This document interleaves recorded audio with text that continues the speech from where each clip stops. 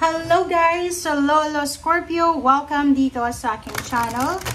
Kapalaran 888, welcome. Alamin natin ang second half ng 2025 from July until December of 2025.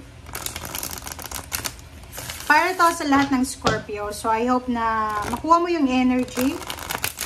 I hope na makaresonate kayo dito. Okay, Scorpio, kumuha tayo dito ng isang baraha. Okay, isa, pero dalawa yung lumabas. Okay, Scorpio, number 4 and number 39, 9, 10, 11, 12. Okay. A blessing of the waters. Number 4, this is stability and balance, renewal, peace and harmony, diba? Transformation.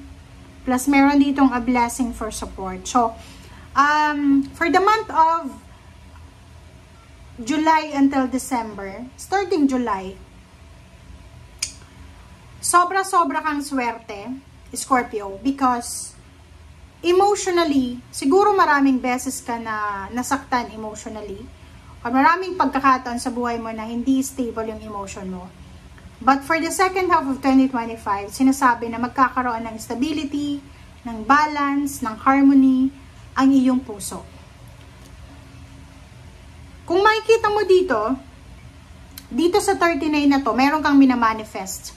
It's either single ka or in a relationship ka, may kalibin ka, may asawa ka. Nakikita ko sa'yo dito na isang tao ang posibleng susuportahan ka. Maybe this is your partner, this is your wife or husband, or maybe this is someone else. Maybe third party siya. Or hindi ko alam.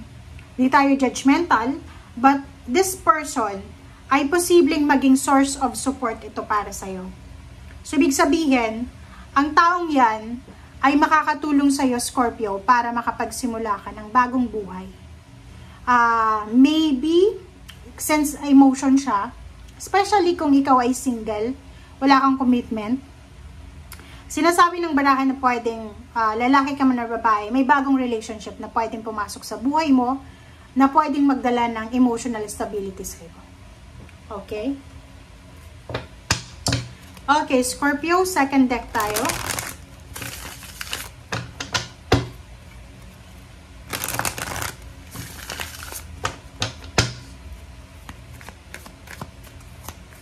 Kumalang tayo dito ng isa. Scorpio, shadow. Number 18, 9. Okay, shadow. Ang shadow na yan is yung mga procrastination mo yan eh. 'Di ba? Yung mga, like for example, mga negativity, yung mga negative mindset, emotion, selos, inggit, galit, hinanakit, yung parang ganon. So, dito sinasabi ng baraha mo, number 18 siya, it's 9. So, sa buwan ng July until December, within that month, diba? Sa gitna ng buwan na yan, meron kang mga tinatago, mga bagahe, mga negative na mindset, emotion, feelings, na posibleng i-give up mo na siya. Kasi number 9 na siya eh. Ibig sabihin, marami kang kinikim-kim na galit. Like sa parents mo, sa in-laws, or sa kaibigan, katrabaho, or someone, na posibleng i-give up mo na siya. I-give up mo siya is because nakapag-decision ka na mas priority mo yung peace of mind mo, or i-give up mo siya is because nakapag-decision ka na may mas kailangan kang bigyan ng oras or pabor. Okay, beauty. For the month of July and December, meron ditong Scorpio na nakafocus sa kanyang physical appearance. Pwede yung iba sa inyo dyan, magbabago ng hair color, ng hairstyle, ng like magda-diet, magpapataba, may mga healthy regimen. Basta nakafocus ka sa physical body mo or sa physical features or appearance. So, nakikita ko sa iyo dito na magbabago ka ng anyo.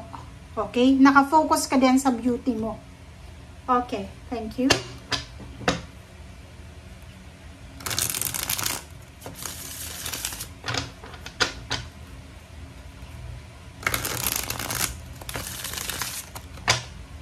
Okay.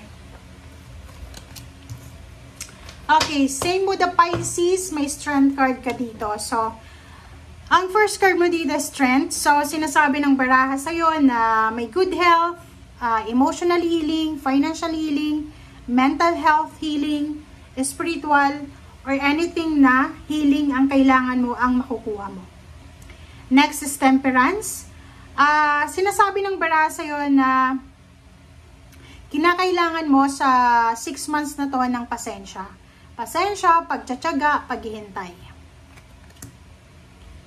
Ace of Cups. High Priestess.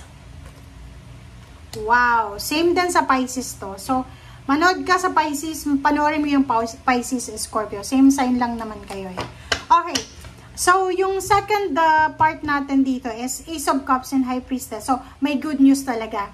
So, makakatanggap ka within the 6 months na yan, makakatanggap ka ng good news about your relationship, about your work, about your business, about something sa buhay mo na pwedeng gumaling. Okay? So, sobra-sobrang aapaw yung cups mo. Sobra-sobra kang satisfied, happy, sobra-sobrang contented ka sa kung ano man yan na matatanggap mo. And, the High Priestess, sinasabi ng baraha dito na huwag mong kakalimutan na makinig sa sinasabi ng iyong intuition kasi same with the Pisces, marami kayong matututunan, marami kayong desisyon na gagawin based sa inyong intuition. And ito, na 8 of Wands, sinasabi na be careful din sa mga messages, sa mga information, communication na pwedeng dumating sa'yo.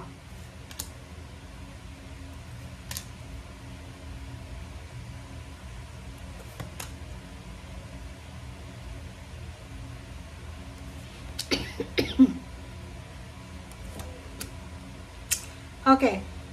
Sa ilalim naman, ang 5 cards na to ay nagsasabi sa inyo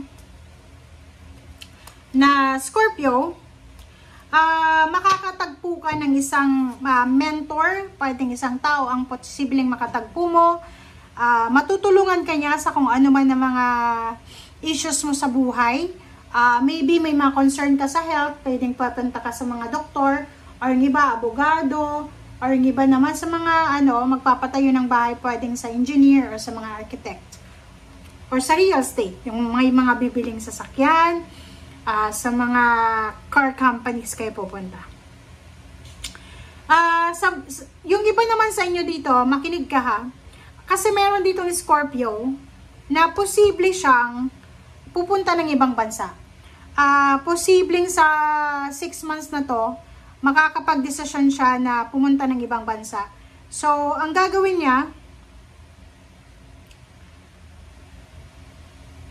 simula July, aayusin niya lahat ng papeles niya. Etong Scorpio na to ay posibleng siya ay magre-relocate talaga. Is either uuwi siya ng probinsya or nasa ibang bansa siya na posibleng lilipat siya ng Philippines. Or yung iba sa inyo dyan ay talagang magta-travel kayo very, very far because of work. Okay? But the problem is, eto naman ang problema. Same din sa Pisces, merong the devil. Sinasabi ng baraha sa'yo, mag-iingat ka kasi may mga tao sa iyong past, like for example, yung in-laws mo, relatives, friends, or dating karelasyon, ang posibleng manggugulo sa buhay mo. So, I hope na wala kang mga bagahe. Like, wala kang mga issue from your past na pwedeng makahinder, pwedeng makasagabal sa current na situation mo. But, in summary, sinasabi ng baraha sa'yo dito na merong Hierophant, merong blessing for support. So, ibig sabihin, may mga tao sa paligid mo na handa kang tulungan, handa kang i-guide, handa kang suportahan, proteksyonan sa kung ano man na kailangan mo na proteksyon. And sinasabi ng baraha sa'yo na emotionally, sobra kang magiging grateful and thankful kasi yung mga taong ito na connected sa'yo ay maaasahan mo talaga, lalo na sa emotion. Ihanda mo din yung sarili mo kasi maraming masasayang pangyayari or sitwasyon ang posibleng mangyari simula ngayong July. Okay? So, thank you guys for watching and see you again. Bye!